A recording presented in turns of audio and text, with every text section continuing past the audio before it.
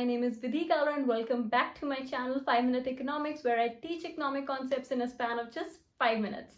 So I was thinking on what topic should I make my next video on, and I thought to make it on the burning topic of the hour, which is elections. And everyone's been talking about it lately, be it the US presidential elections or our Bihar elections. So I'm making this video on 5th night, but I'm sure by the time this video goes live on 8th, we all will be pretty much aware about the results. And my video will talk about how the US presidential elections different from the Indian general elections, and I hope to keep you glued till the end of this video. So yeah, let's get started. So firstly, talking about elections. Elections are one of the most important attributes of a democracy. Elections help us decide that who will govern us. And India and US both are representative democracies, but the process of election differs in both the countries. In India, the election process is similar for the state as well as the general elections. So we'll be talking about the general elections versus the US presidential elections. So firstly, coming to the differences. In India, we have a parliamentary form of government, whereas in US, we have a presidential form of government. In India, the PM, that is the Prime Minister, is the head of the executive, whereas in US, the President is the head of the executive.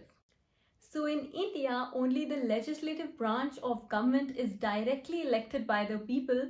That is, on paper, people get to choose their favored MP candidate or MLA in case of state elections, but not their favored PM. Whereas in US, people get to elect the members of the legislative branch as well as the head of the executive, that is the president. So let me now take you back down the memory lane to class 10 level civics to study about the structure. So we know that to form the government, we need to have majority of seats in the Lok Sabha. The members in the Lok Sabha, they represent the people living in different constituencies. And of course, the constituencies represent the population. For example, Uttar Pradesh has 80 constituencies, whereas Nagaland has only one constituency. And the winner of constituencies definitely is decided by the number of votes. Now, when the party with the majority of seats, it forms the government, and the winning party gets to decide the PM candidate. Of course, they cannot randomly choose any person to be the PM. The PM has to be the member of the Rajya Sabha or the Lok Sabha, and no party has the obligation to disclose their PM candidate before the results are in. Remember the time when Congress won and we all thought that Sonia Gandhi will be the PM, but it was later announced that Dr. Manmohan Singh will be the Prime Minister. So yeah. So the main or the key difference as to how the US presidential elections are different from the elections of the Prime Minister in India are that the US presidential elections are independent of the decision of both the houses of Congress. Wait, let me explain it to you in simpler terms. So the legislative branch of the US government is called the Congress. It has nothing to deal with the Indian National Congress. Congress, which is like the parliament, it has two houses, that is House of Representatives, which is the lower house, and the Senate, which is the upper house. And the House of Representatives has 435 seats, which represents the congressional districts, which is something like a fancier term for the constituencies. And the US sends 2 senators to the Senate, which are directly elected by the people. Unlike in India, in Rajya Sabha, they are not directly elected. So now, you might think something like the party which has the majority of votes in the House of Representatives wins and then decides the president. But hold on, if you're thinking like that, that's completely wrong. In fact, in US, party whose candidate wins does not need to have a majority. Yes, that's true. For example, Donald Trump is the president of US till now, and the Republicans, which is his party, doesn't have a majority.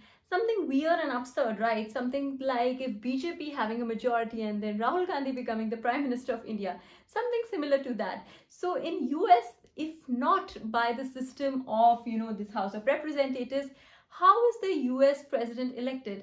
They are elected by the system of Electoral College.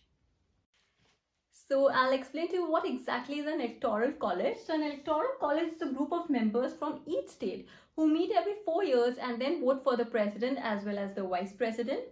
Electoral college has number of members equal to both the houses of Congress combined.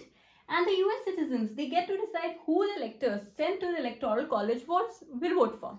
So basically, I'll explain this with the help of an example. So back in 2016, when the last US presidential elections happened, so Hillary Clinton had won from the state of California.